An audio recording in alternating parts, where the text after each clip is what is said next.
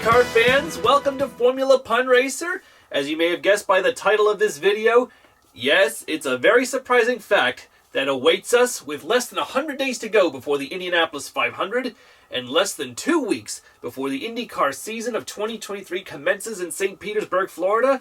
But naturally, here we are to tell you, before I give you who's driving for which team in IndyCars this year, is that 2013 Indy 500 winner Tony Kanaan is going to retire after the end of this year's Indianapolis 500.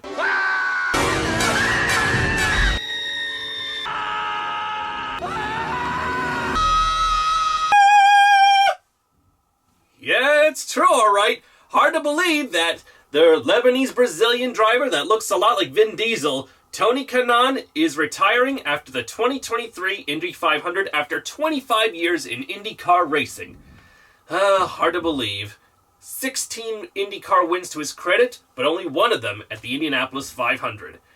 His first IndyCar season began with Tasman Motorsports in 1998, with a best finish of third in 2 races.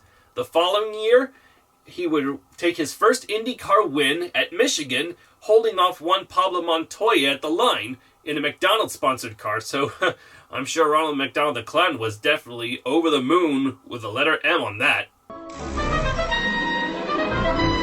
The year after Tony Kanaan scored his maiden victory in Michigan with Forsyth Racing, he jumped ship to Monon Racing for the next 3 seasons in 2000 to 2002, with a best finish of 3 third-place finishes, you could say.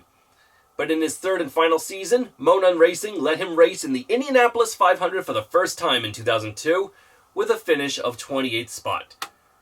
But by 2003, he jumped ship from Monon to Andretti Autosport, which was at the time Andretti Green, in 2003. And boy, 20 years ago was definitely an exciting time because not only did Tony Kanaan drive this infamous 7-Eleven sponsored paint job you might remember vividly, I'll never forget it myself, love it on this. So, the second round of the season, which took place in Phoenix, Tony won the race, giving the team its very, very first IndyCar race win. So congratulations, Tony Kanaan, on giving my favorite racing team, Andretti Autosport, its first IndyCar race win.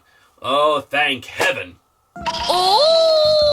Unfortunately, Phoenix was Tony's only victory that season. He would finish third at the Indianapolis 500 in 2003, beaten by the Penske boys of Helio Castroneves in second, and Gilles de Ferran, who would win the race. A Brazilian 1-2-3, in fact.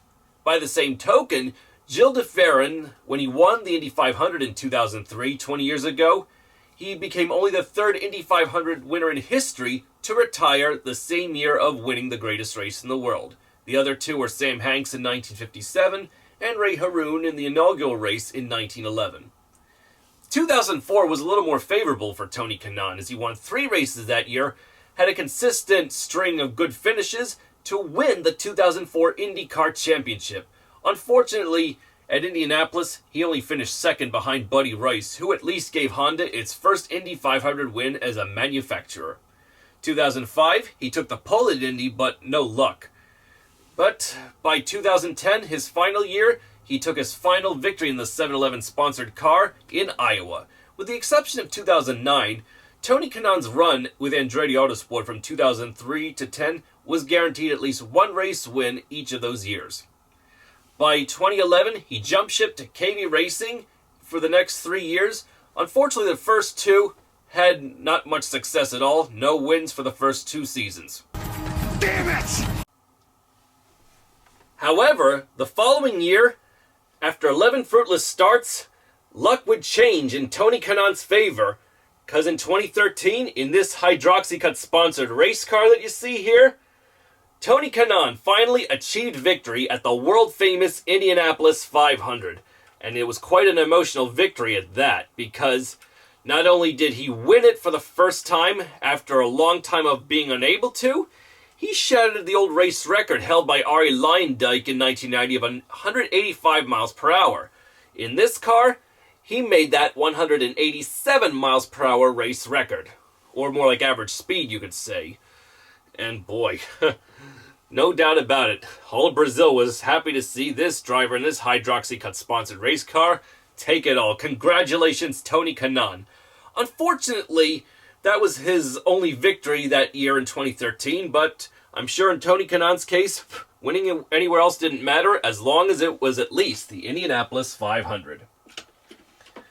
After that season was over, he then moved to Ganassi Racing, where unfortunately his last career victory would occur in 2014 at Fontana. So, if Tony Kanaan were to win the Indianapolis 500 this year, on account of the fact that he's retiring right after, he would be, once again, the fourth driver after DeFerrin, Hanks, and Haroon to retire right after winning the race. Although the difference between the Hanks and Haroon is that Gilles DeFerrin actually continued racing the rest of the IndyCar season before retiring. Only Hanks and Haroon just retired right then and there after crossing the Yard of Bricks. And I'm sure Tony Kanaan will do the same, and he's definitely going to miss racing, but nothing lasts forever. So now that I brought you up to speed on what Tony Kanaan is going to be doing, it's time to bring you up to speed on who's driving for which team in the 2023 IndyCar season. And we'll start, of course, with where Tony Kanaan will drive for.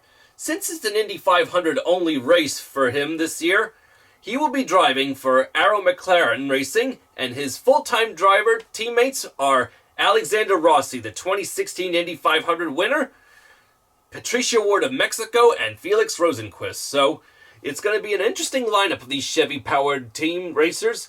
And, well, let's see if Rossi can win a second. Can Kanaan win one? Can O'Ward finally give us something to talk about? Or if Rosenquist wins, it'll tell us one thing. If he ain't broke, don't Felix him. At Juncos Hollinger Racing, Callum Ilott of Cambridge, England, comes back for another year with the team in the number 77 Chevy car. His new teammate will be Agustin Canapino of Argentina. He will be the first Argentinian racer to race in Indy cars since Juan Manuel Fangio II, nephew to the five-time Formula One champion Juan Manuel Fangio I. Unlike Juan Fangio, though, Agustin Canapino is set to become the first Argentine to race in the Indianapolis 500 this year. And boy, if he puts on a performance, he'll give something exciting for Argentina to cry about. The driver lineup at Team Penske remains virtually unchanged from last year.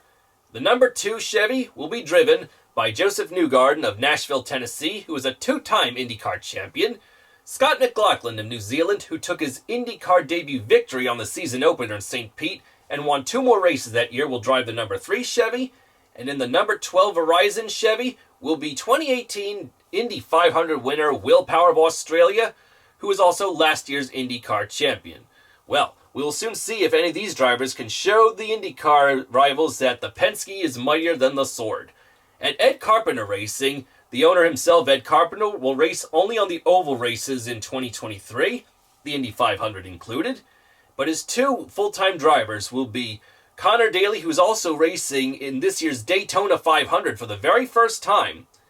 So I wish you luck in that one, Connor, if you're watching this. And Rinus VeeKay of the Netherlands will return once again with Ed Carpenter, and with some help from 2-time Indy 500 winner Arie Luyendyk. Well, if Rinus VeeKay can pull off a victory at the Brickyard, well, we can see that with Arie's help, Rinus has had the Luyendyk share of success. In contrast to Team Penske and Ed Carpenter Racing, whose driver lineup remains unchanged from last year, at AJ Foyt Racing, there has been a complete reboot of their driver lineup. In the number 4 Chevy, you can bring out the Danish butter cookies because we have a new Danish driver in our midst. Benjamin Peterson, who now resides in Seattle, Washington, he will drive the number 4 car, while the infamous number 14 Chevy that we all associate with AJ Foyt Racing will be driven by the very unpredictable and consistent Connecticut driver Santino Ferrucci.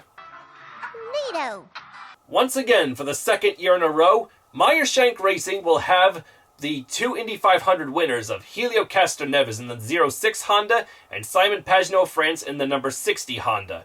Helio has won the Indy 500 4 times and the 4th driver to have done so. Simon Pagenaud has won Indy once in 2019, and they both used to be teammates for Team Penske. before they eventually found themselves working together once again for Meyershank Racing. At Dale Coyne Racing, we have an interesting lineup. David Malukas of Chicago is back to race for Dale Coyne, but he's got a new rookie from the United States, and be prepared for this. His name is Stingray Robb. Yeah, I know. I mean, like, Stingray Robb. That's definitely an unusual name, something you don't hear every day. But I definitely find it amazing. With any luck, Stingray, I hope you can sting your way into victory for Dale Coyne Racing. At Ray Hall Letterman Lanigan Racing, Graham Ray Hall is back to drive for his dad, Bobby Ray Hall, who was the 1986 Indy winner. Following him will be Christian Lundgaard of Denmark and Jack Harvey of Bassingham, England. And for the Indy 500, Catherine Legg of England will return to make her third Indy 500 appearance. It's the first time she's raced in IndyCar since 2013. So I wish you luck, Catherine Legg, and, well, now that we know that we've got 2 Danish drivers in IndyCar presence, time to double the supply right here and there. Where's Marcus? You guessed it, IndyCar fans. As long as we got someone named Marcus in our midst, like Marcus Ericsson, you'll never see that running gag going away anytime soon. Last year's Indy 500 winner Marcus Ericsson of Sweden will be back with Chip Ganassi to defend his Indy 500 title in the number 8 Husky Chocolate Honda. In the number 9 PNC Bank Honda will be New Zealander Scott Dixon, 6-time IndyCar champion and 2008 Indy 500 winner. In the number 10 car will be 2021 IndyCar champion Alex Palou of Spain, who after 2023 will jump ship from Ganassi to Arrow McLaren in 2024. For the road and street courses, they have a new rookie in their midst. In the number 11 Honda will be a New Zealander called Marcus Armstrong, so it looks like you're going to be seeing that "Where's Marcus" bit at least twice in a video that involves road and street courses, since we have 2 Marcuses in our midst. One from New Zealand and one from, Sweden. But on the oval courses, the number 11 car for Chip Ganassi will be driven by 2-time Indy 500 winner Takuma Sato of Japan. So, with 3 drivers of Indy 500 victory experience behind their backs, oh boy, we can see that Ganassi could once again be a good chip off the old block.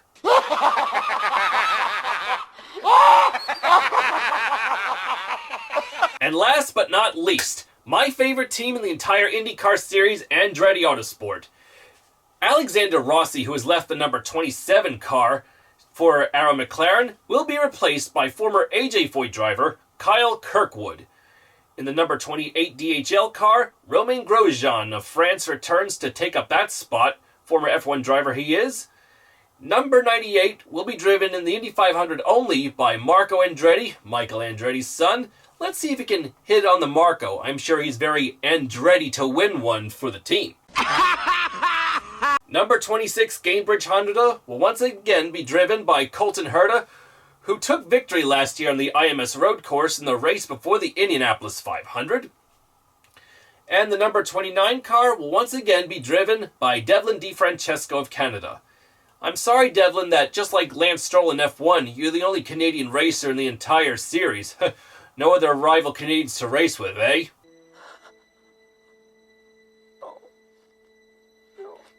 Well, IndyCar fans, that is the driver lineup for the 2023 IndyCar season. Prepare for the first race of the season, which is on March 5th, high noon on NBC. So, where is it? Let's grab ourselves a St. Peter's burger with fries as we find out, as it takes place in St. Petersburg, Florida. And this delicious burger, courtesy of LP's Burgers of Media, Pennsylvania. If you come to Media, be sure to try out LP's Burgers, the best burgers in town. Hello, LP's Burgers. I'm glad you like my videos as much as I like you. Well, thanks for watching, everyone. Please like, share, and subscribe to Formula Pun Racer if you like my videos and humorous take on car racing. And be sure to click the notification bell below to be notified of future videos when they are posted. See you in the first round of the season.